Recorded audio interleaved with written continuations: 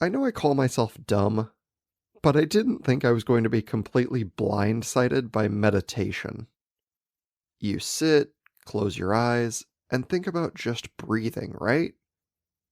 It seems pretty easy as a concept, but apparently I'm wrong. And not just a little wrong, but grossly incorrect. It can be done with your eyes open, with a sound or a phrase, and even while walking. Welcome to the Just Dumb Enough Podcast, a show that acknowledges no one is always an expert by dispelling misconceptions with real experts. I'm your host as always, Colton Petrie. My guest today is Shai Tubali. Shai is a meditation teacher, yogi, and psychosocial method developer. He's here today to help us better understand the wide world of meditation, how anyone can do it, and the benefits it can bring to your life. With over 20 years in practice and a new book covering 35 different meditation practices from around the world, I think Shai is the perfect guest to help us all understand. Let's find our deeper selves in the here and now.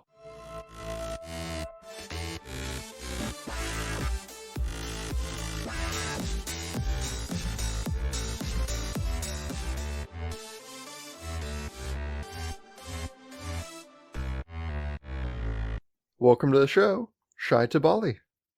Hello, I'm so happy to be here with you.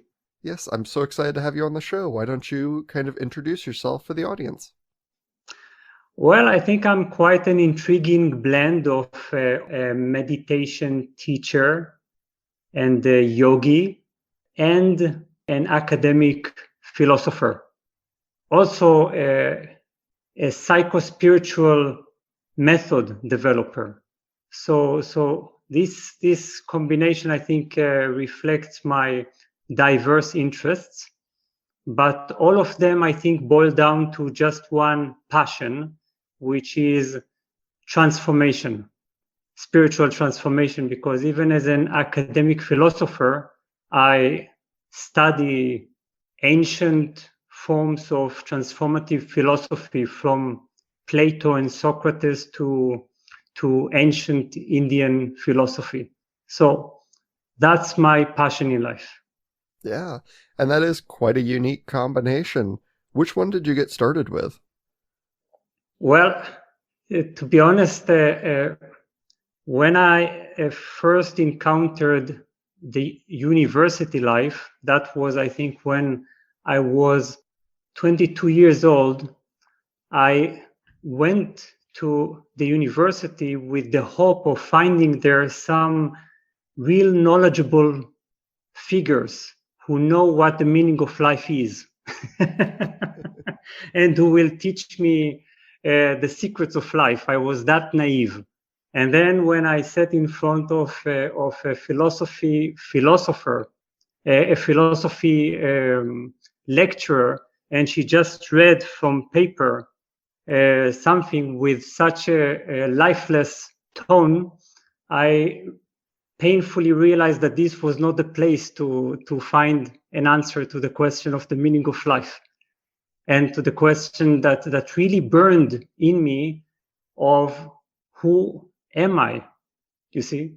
So then I had to abandon the university, the academic life, for actually many, many years, for more than 21 or 22 years. And then at that point, I embarked on the spiritual journey. So that was a whole different type of study. It was a subjective study, studying myself, my own consciousness, the way my mind works. Yeah, and did you get started with that through like studying a specific part of history or in kind of seeing how that applied to you, or did you get started through like, meditation and yoga, or what kind of kickstarted your journey? Well, it did start with Eastern philosophy and Eastern practice. I think that I was particularly drawn to Hindu practices and to Buddhist practices. So although my first spiritual teacher was actually a Westerner, he was a former Israeli teacher. So, but he was also heavily influenced by Hindu philosophy and practice. So that was just the same. So that was the beginning, and for that I also went to India to meet several gurus, and that started, I think, initiated an intense process of self-search for at least 2 years. Yeah, that's quite a while to just kind of sit and focus on who you are and what it is you're looking for in this life. Like, that's a really big question and quite a lot of time to just like sit and focus on that. Well, I think that one of the most amazing things that puzzled and even shocked me at the beginning was the realization that we are doing all these many things in life, that we are pursuing all these projects and endeavors, and still we don't know who we are. You see, our true identity, our self, is a mystery to us. Yeah, I think that's true. I mean, you kind of understand yourself on a basic level where you're like, I think this is what I want, and I'm not sure quite why, but I think it'll make me happy if I achieve it. And I bet there's probably a lot more under that if we really, took a lot of time and sat down, we could figure it out. But I think most of us are moving too fast. We're trying. Exactly. Yes, let's put it in an interesting way. We all know that we are alive, right? This is a fact. We're all alive, but we also know that we are conscious of being alive. That's what makes us, I think, interesting as humans. You see, that's what makes us humans, but also what complicates our lives. Because this kind of duality of being alive, but also being conscious of the fact that you're alive, creates a certain conflict, because you have a sort of distant view of your own life, of your own actions. But in this also lies the mystery of your being, which is consciousness, the part that knows that it is alive. This is the part that in spirituality, in meditation, we begin to investigate. Yeah. Is there a best practice for everyone out there who's never tried to, dig a little deeper into themselves? Is there like a step one on how to start, looking inwards?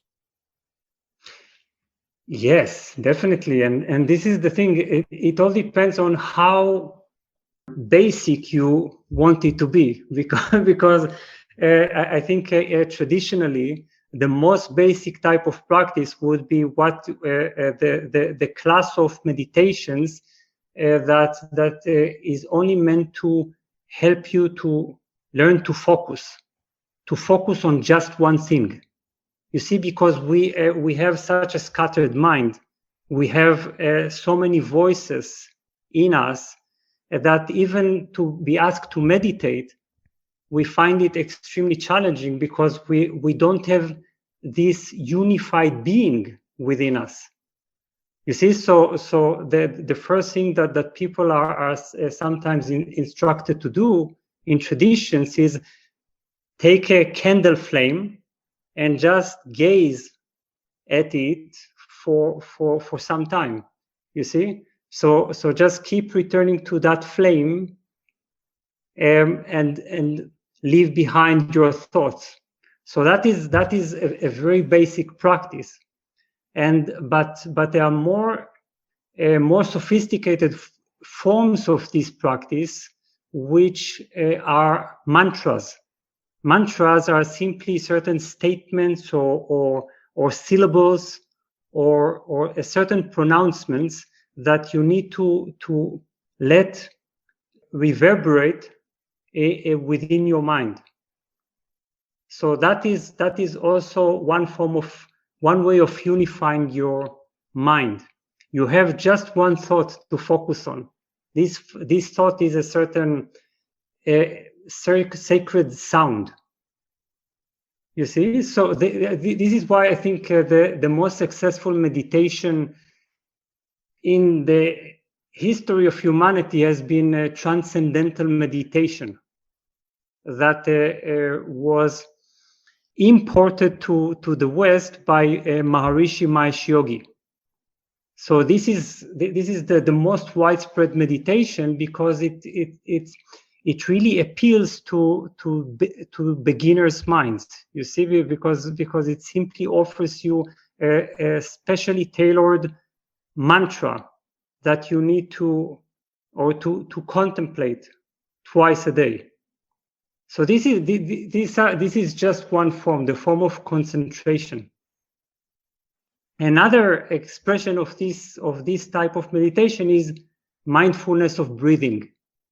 And mindfulness of breathing is also a very widespread type of meditation. And this is simply being aware. This was brought to us by the Buddha 2,500 years ago.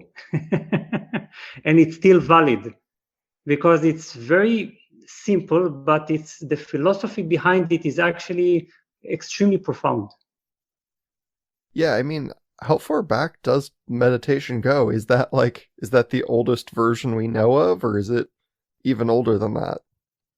Older than that. Actually, well, the oldest extant documents that tell us about the practice of meditation are about 2,800 years ago. But we actually know for a fact that there are meditating figures depicted or engraved in Indian caves. And these are from a really long time ago, perhaps 3,000 years ago, perhaps even more. Wow. So it literally is older than our written history. Exactly. And sometimes I try to imagine how meditation was born, you see, because somehow it had to start. And I think that that one day somebody sat quite unintentionally and perhaps was in a sensitive state, an attentive state, and something happened to this person, some kind of a shift of consciousness, some kind of an increased tranquility. And then other people came to him and asked him, what did you do just now to attain this state? Because you look so happy. and then he started thinking, well, what did I do? You see? And then he came up with some kind of a patterned process that tried to simulate that moment in time. I think that this is how many meditations have come into being. Yeah, almost by accident. Exactly. Yes. Awesome. Yeah, I mean, I think I am probably most familiar, very at a beginner level, I would say, with like the breathing process that you were mentioning that's Buddhist. You know, I kind of sit there and just try and think about my breathing, and I guess that's kind of the part that has always, worked to calm me down or just kind of reset where I'm at. Are there a lot of techniques like that? Like mindfulness of breathing, where this is the point. The point is that whenever you direct your awareness, your consciousness, and you focus on a certain object in order to still your mind, to calm your senses, to calm your intellect and emotions, this is meditation. So you can say that not only that there are a lot of techniques like that, but most of the meditation techniques are like that. But the question is how you achieve this kind of what you're describing. I think is this kind of sense of unity of mind, body, and breathing.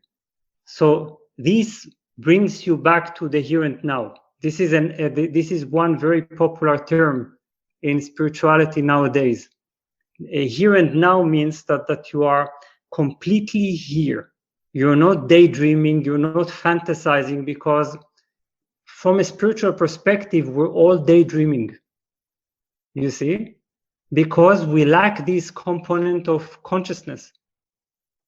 So then breathing is the simplest and quickest way. It is the most accessible way to reality, because that's actually the process that connects you with life, the real connection, not through thoughts, not through emotions, but through your in-breath and out-breath. You are in constant communion with the world. So that's why it's the simplest technique. But if you're asking about a similar technique, I could think, for instance, of another Buddhist process called walking meditation. And in walking meditation, which you can actually practice even while walking to your fridge, to grab a glass of water. So on your way, you are walking at a slower pace than usual, and with the intention not to only to focus on your destination, but also on your path. So this means that you become fully conscious of the walking process, and you also align this with your breathing. So now you have a unity of physical movement, mind, and breathing. So whenever you become a unified being, you stop being so scattered, so much all over the place, you are beginning to meditate. Of course, that's just the beginning phase of meditation. Yeah, I mean, it sounds almost like people could do this accidentally and then find out later that they have been meditating, to some extent the whole time. Exactly. Yes. It's whenever I think, one day I think a friend sat with me, it was many years ago, he sat with me and he tried to understand what this meditation is all about. And I tried to express it, I think not very successfully. And then he saved me actually at that moment. He said, do you mean that it is like something that I had not long ago? I was climbing the stairs, and suddenly I had this feeling that this moment is all there is, that there is no other moment, that there is actually no time, that this is reality. And that was exactly it. It's when you are centering your being in this very moment, that's the beginning of the foundation of meditation. And, with everything trying to get there, trying to bring you into, as you said, the here and now, do you see specific benefits over one way of doing it versus another? Specific benefits? Well, I think it all depends on what you want to achieve from meditation. You see, I've just published a book recently about 35 meditations from all over the world. And because of the overwhelming diversity of meditation techniques, also depending on the specific tradition, because Muslim and Christian and Jewish meditation techniques are entirely different to those we find in the East. So because of the overwhelming diversity, I needed to find a way to divide the world of meditation into 7 categories. Of course, this is not necessarily such an elegant division, but it's useful, I think, because then it allows you, it enables you to examine what type or what purpose do you seek to fulfill through meditation. So here is the question, would be, because when you ask me about the benefits, it depends on how profound you want your insight to be. Do you want it just to be a sort of aid in stress relief? Do you want it to open your heart? and to enable you to discover what love is. You see, or do you want to experience inner power or inner joy or inner stability? So these are different purposes. And it's interesting that we kind of, like, we developed these all across the world in all different types. Like you said, you compiled, 35 and then tried to fit them into 7 different categories. It's interesting that we're all, the same basic human, but we created all these different types of things to get to a different point, even though it's all meditation in its core. Right, exactly. But I think we need to add to that the fact that that we humans, our consciousness is a magnificent thing. I think that sometimes we get excited about discovering all kinds of countries and all kinds of special places or certain attractions and adventures, and we hardly realize that inside of us there is an unending adventure that has multiple possibilities. So when you embark on the process of meditation, on the journey of meditation, you begin to realize that you can travel inside yourself and never get enough. So because of that, we have different facets or different dimensions of our being that need to be explored through meditation. Some of these can be again heart opening, or the dimension of the immovable dimension of our being, stillness, joy. All of these need to be discovered as unconditional qualities of our being. That means qualities that do not depend on external triggers. We don't need the world to have these qualities developed or discovered. Well, and it's interesting that, you could do all of this work and change from the inside and become, more who you are. Like you said, figuring out your deeper self. That would change your trip as well. Saying you're going to go to India, right? Like, I'm going to visit tomorrow. If I said I'm just going to hop on a plane and go. Are you? I'm not, but if I said I was going to, yes, I would have a much different experience than if I, sat here and I said, I'm going to try, very intensive meditation for the next 2 years straight, and then go to India. Like, I'm going to have a much different experience because I have a different understanding of myself. And maybe I'm looking for something different, or maybe I just experience the moment different because I'm aware of something deeper in me that I wasn't aware of when I first started. Exactly. That's beautifully said, because we can travel everywhere on Earth and perhaps even on Mars if we are we're going to do that probably sometime soon. But we still don't know the traveler.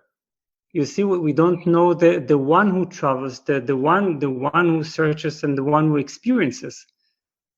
So this is the thing. We don't know the subject that is experiencing everything, and for this reason we can have many different experiences externally, and still, as long as we don't bring the quality of our own being, it is like a certain, I call it our other half. You see, we are looking for our other half romantically. Almost everyone feels this kind of what we can call it heartbreak, or the half heart. You see that our heart is a half that seeks another half to complete it. And I think that because we don't know meditation, we are so obsessed with having the other half of ourselves represented in another person, a child, a romantic partner, or whatever. But as soon as you're beginning to discover your other half, which is your invisible being, your invisible part, your innermost self, you are actually incomplete forever. And then when you are incomplete, you will begin to project your incompleteness on the other that you finally found and expect them to fulfill these unrealistic expectations. Yeah. It reminds me, I had someone say to me once, when I was asking them, because they were a relationship expert. And so I was asking them, well, what do you find? Like, what is it I'm looking for in a partner? What should I be looking for? And they said, don't ever look for someone that completes you because you'll never find it. Instead, look for someone that complements your life. Like, it's great that they're here, and if they're not here, you're still a whole person outside of that. That's brilliant. Yes, that's brilliant advice. I think if we have meditation on our side, if we have meditation as our support, as our source of this realization, we can actually follow this advice fully. You see, because otherwise we will still feel this nagging incompleteness, and I think this sense of nagging incompleteness is actually helpful because it is a call from spirit. This is how I would, without sounding really too religious, I hope. It's because it's our own spirit, it's our own consciousness that hasn't been explored. And I'll ask this: if we were, say, I've done the basic work, and I've kind of figured out how to focus my mind on something, right? I was looking into a candle flame, or I focused on my breathing. Whatever it is that I learned how to focus. Is there a direction I should try and work on first? Like, should I try and work on opening up my heart, or should I be looking for something else? What do you mean by look for something else? I just mean, like, as you said, there's lots of things that you have to kind of search for internally. Yes. Of work towards. Is there like a best first one to aim towards, or is that just like it'll happen when it happens? I think there is a certain first challenge that no one can bypass. You see, unless there's some sort of spiritual geniuses, because we've had this throughout history, some kind of spiritual geniuses who didn't really need to go through all the steps. You see, but for the rest of us, I would say that the first group of meditations is the one that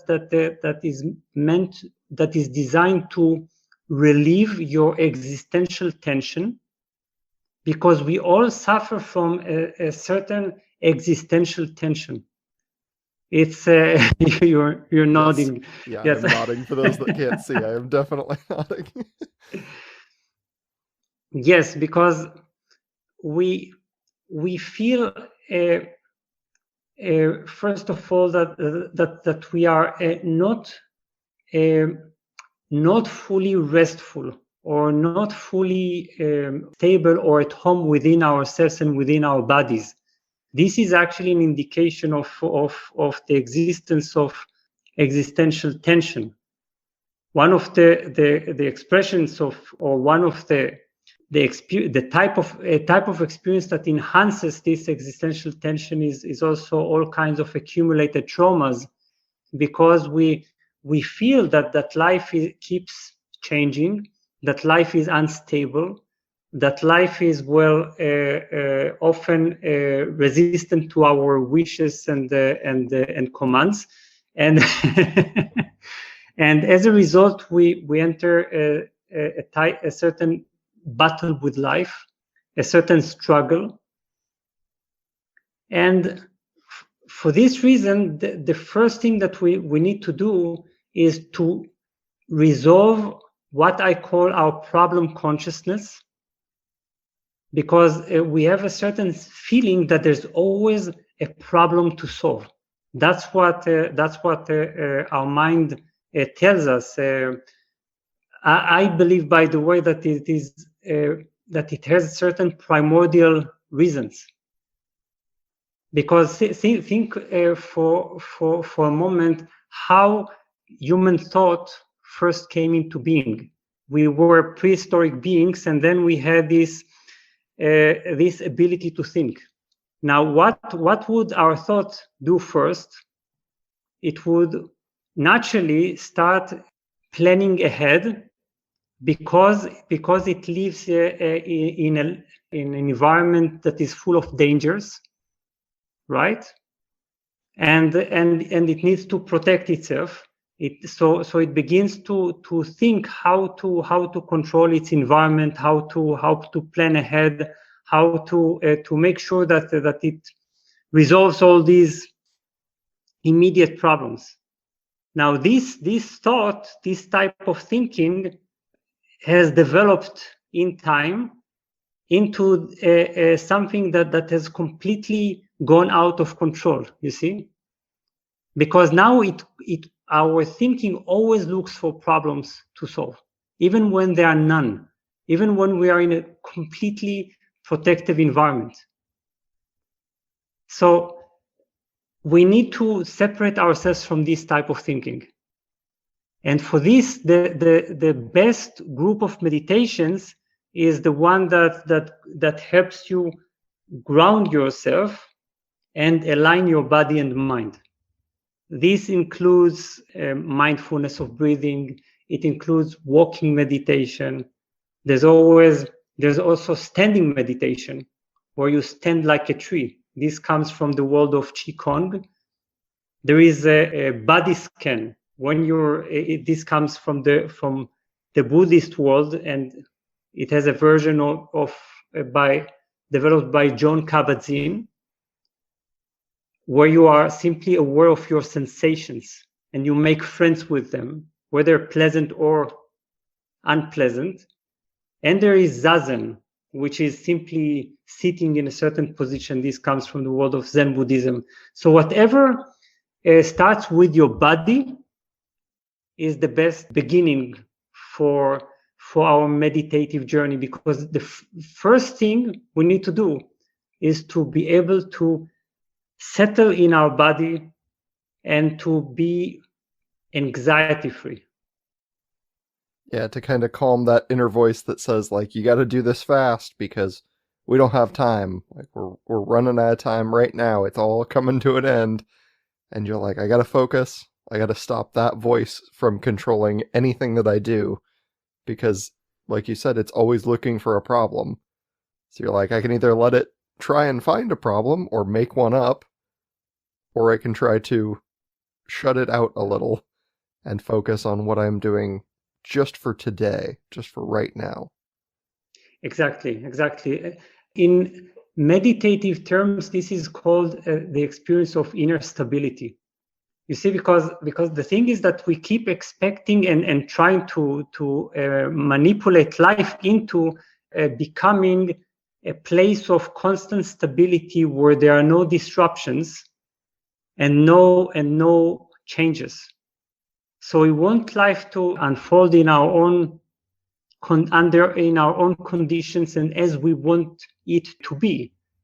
Now, this is because we feel that if life could be stable enough, could be easygoing and eternally pleasant, then we would be able to relax. You see? But that's, of course, that's not going to happen. Life is not going to do that for you. and this is actually this is not because life is cruel, but from a meditative point of view, it's because life is telling you need to discover that I'm not going to be stable for you, because you need to become stable yourself. There's a certain experience of stability that cannot be taken away from you. And by the way, when you become an advanced meditator, this is also how you measure your test your meditative ability, whether it's been just words or an actual attainment. This is when life really goes wrong. Everything falls apart. You see, everything goes insane. And the question is, are you going to still experience this inner stability? When you have this sense of inner stability in the eye of the storm, then you know that you have begun to understand what meditation is. Yeah, and I think, as you described it, you're like, we want this perfect situation where everything is very static. Like, it's not changing.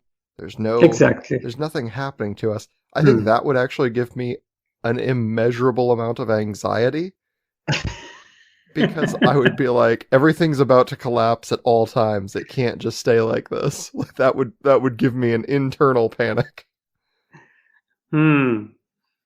Yes. This is the thing. We always say that we want life to be static, but then we also get bored, or we become anxious, and we want it to then change. Which means that we want life to be static when it's fine with us, but that we will be able to make changes as long as it is up to us.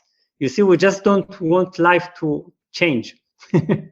But sometimes when I give talks, I tell people, I ask them to imagine what it's like to be in heaven, because sometimes because life is so unstable and so disruptive, we have developed this fantasy about heaven where everything is statically perfect. You see, nothing happens. And then I ask them, do you really think that you will be able to stand that you will not want to disrupt it sooner or later? You see, because I think that then we will be bored. We will want some change to take place. Yeah, we want an unnatural ability to control literally the entire world around us.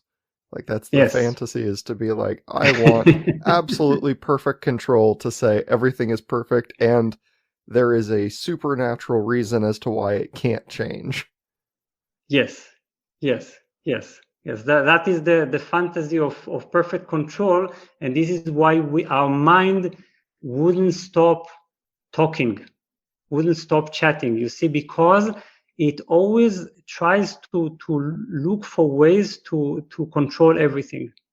That's extremely tiresome, but we don't know how to stop it, and we are not convinced that life could go well without controlling it. Now, all of this controlling really happens in a dimension that is completely illusory. We don't really control anything, you see, but we think that we are. Yeah, I mean, you can't even control what happens to you. You just get to respond. You control your response, and that's it.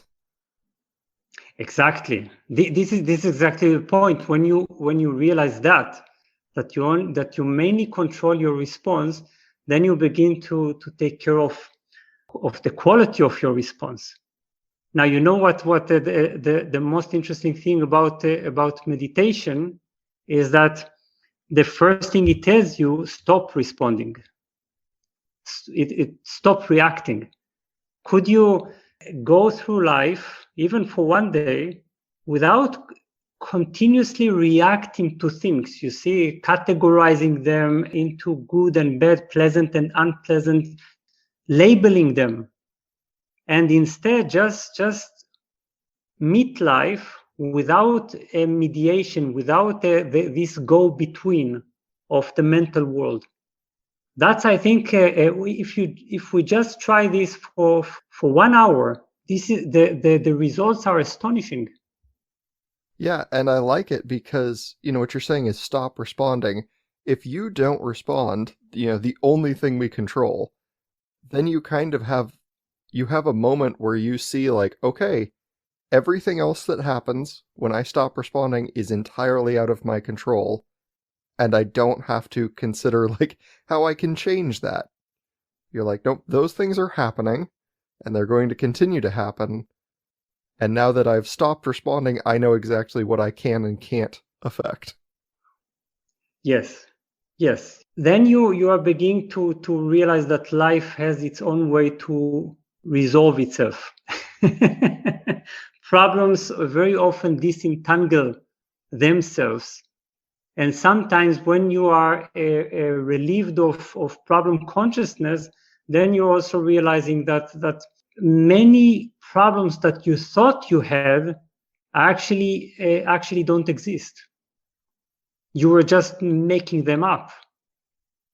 So that's the thing, I think, because meditation, one of the major things that it shows us is that many things that we thought we had to resolve in our life are actually don't need to be resolved at all, because they are not problems. Yeah, and you're like, you can't do anything about it, so just let it happen and then let it resolve itself, and you didn't have to do a thing. Yes. Interesting. Yes. I just have these thoughts where, like, I have sat on a nice day and enjoyed the weather and done absolutely nothing, and then before I know it, 8 hours has passed. Is that like people accidentally slipping into a meditative state? Yes, and unless I was daydreaming, which is a possibility, because for instance, I could have drifted into to some fantasies and that was the factor that kept me so forgetful or made me overlook the time. But if you mean by that I was just there being open to my environment, open to the nature around me, or just allowing myself to unfold as in a natural way, yes, this is an expression of meditation. Yeah, interesting, because I just thought about that. I'm like, there have to be moments in everyone's life, and it doesn't have to be a long period of time, where they just accidentally start meditating, and they don't even know they're doing it because they've never heard that you can, meditate while walking. They're just entirely conscious of what's happening, and then when they're done, they're like, well, that was weird. And you're like, yeah, you were accidentally meditating. Yes, because the thing is that meditation, and this is, I think, what is important to emphasize, because we've been talking about meditation for quite a while, and I don't want the listener and us to fall into the trap of thinking that meditation is hard work. You see, because we may think that meditation is all about focusing and all about doing, but it is very important to understand that ultimately meditation is about non-doing. It's actually the first time in your life when you do nothing, not only externally but also internally.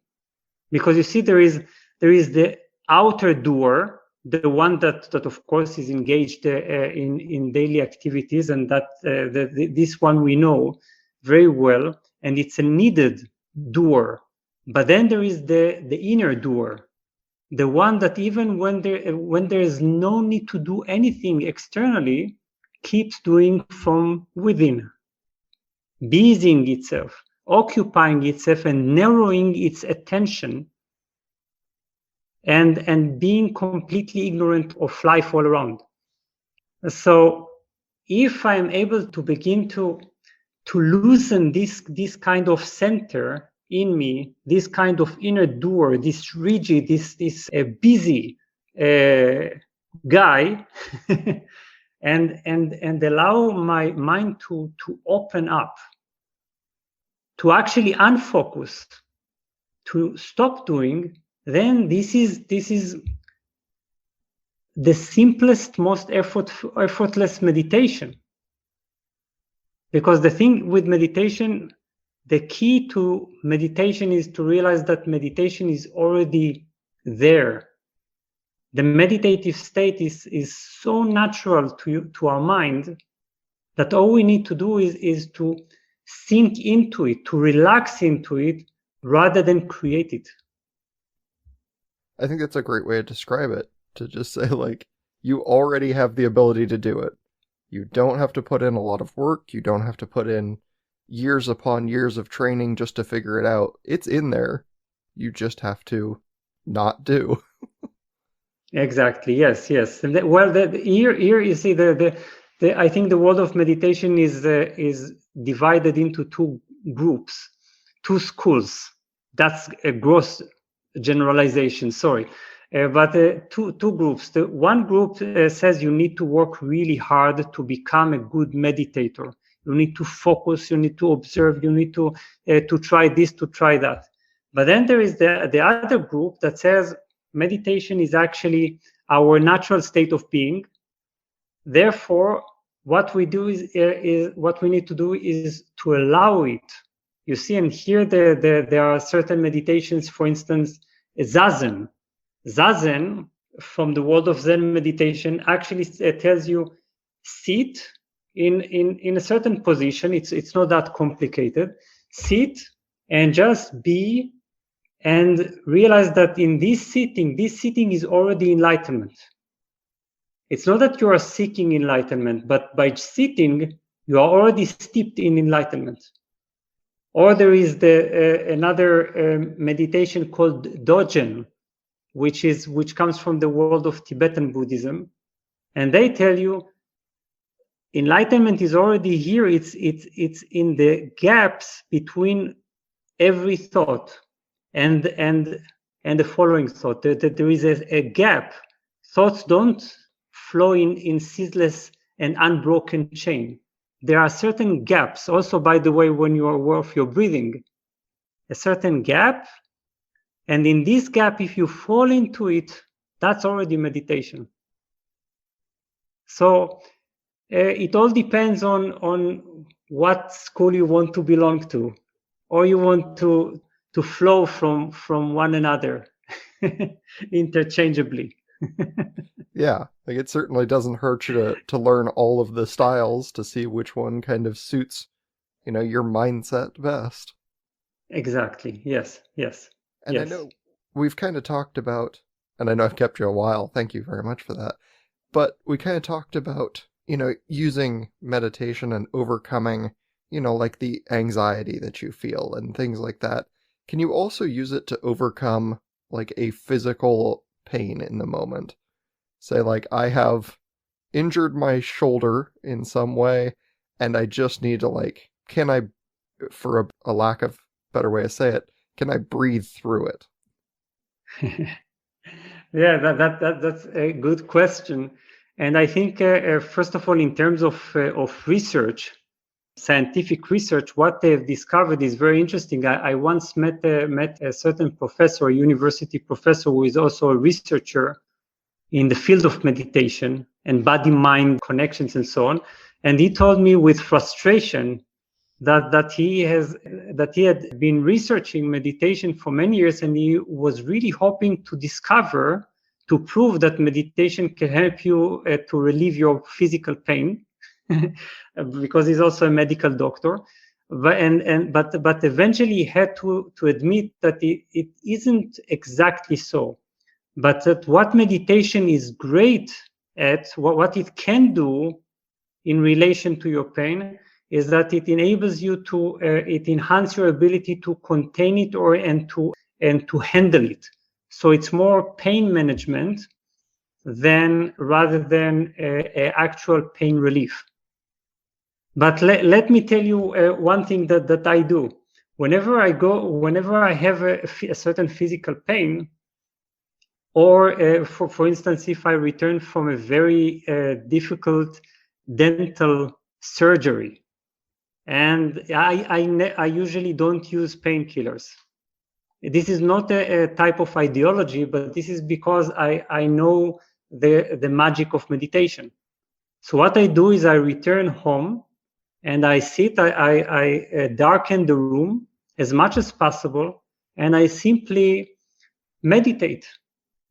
Now the pain is there, but what the meditation enables me to do is to create a certain space, a certain wide space that contains the pain and widens my being in a way that I'm, let's say I'm bigger than the pain. So when you create this space, it's like a space of healing. And in my experience, it does accelerate the reduction of pain. Very interesting. Because, I mean, it's kind of an interesting thought to think, like, I am distracting myself from the pain by not distracting myself. You mean that by being with it? Yeah. Right? Yes, like, because exactly, yes. Yes. Like, I'm meditating. Technically, I am inside of my own being. So I'm not ignoring the fact that the pain's there, but I am finding a way to not make it, like, the primary focus anymore. So it's distracting by not distracting.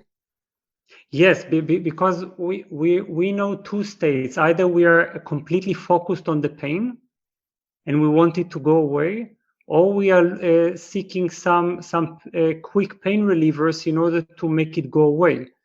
We don't know the third way, that of being with it, even making friends with it, breathing into it, not breathing it away, but breathing into it in a way that actually makes us bigger than the pain. And I think that what we really, in our heart of hearts, what we really want to experience is not complete pain relief, because life is full of pains. This is inherent in life. Meditation is not going to change that. But the ability to know ourselves as bigger than our experience. Yeah. We are not our experience. There is something bigger, which is our consciousness. Yeah, I think that's great. And I just want to thank you again for being here. I know I've kept you a while, but I wanted to make sure everyone could find you and where you're at and the things you do if they go looking for you and looking for more. Well, the easiest way, I think, is to enter my website, which is shaitubali.com. That is the easiest way. And then there is also my YouTube channel, which is packed with videos of all sorts. So I think this is the best way to explore my work. And I will make sure to put links for those in the show notes. So when people are checking out this episode, all you have to do is click the description and it will open up and you can go straight to those pages. So you don't have to do anything complex. And then if they find, your YouTube channel especially helpful, like subscribing to it, liking videos, commenting, all those things help other people find them. So if they don't necessarily find, the same way you did, you can find Shai through recommendations, and it helps other people to find your stuff. But I have appreciated your time immensely. This has been great. Thank you so much for being here. It's been a great pleasure being with you. Great pleasure. Thank you. Thank you for listening to this episode of the Just Dumb Enough podcast. Walking meditation is really hard. I gave it a shot after doing this interview, and trust me when I say that you are underestimating the slowness and immense focus you need just to not fall over. If you enjoyed the episode, please take a brief moment to rate the show 5 stars on iTunes, Spotify, or Audible. If you really like what I'm doing, remember to subscribe for more episodes every week and check out the over 100 episode backlog. Let me know what you'd like to hear next by reaching out and emailing me. DumbEnoughPodcast@gmail.com, or by sending a message to me on any of the show pages like Facebook, Instagram, Twitter, or wherever else you find me. I'm always looking for new topics, guest ideas, and questions from the audience. That's it for this week. Have a great weekend, and I'll see you right back here on Monday.